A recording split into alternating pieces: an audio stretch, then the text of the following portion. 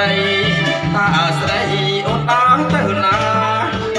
ត្រូវការសុខខ្ញុំកត់ដាស្រាមនុស្សត្រៀមប្រាប្រញាប់ជំរាបខ្មាំងគេ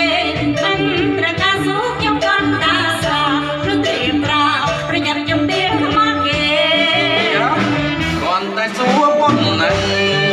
តាខាតអស់ប៉ុន្មានមាសទេយ៉ាគ្រាន់តែសួរប៉ុណ្ណឹងតាខាតអស់ប៉ុន្មានមាសទេ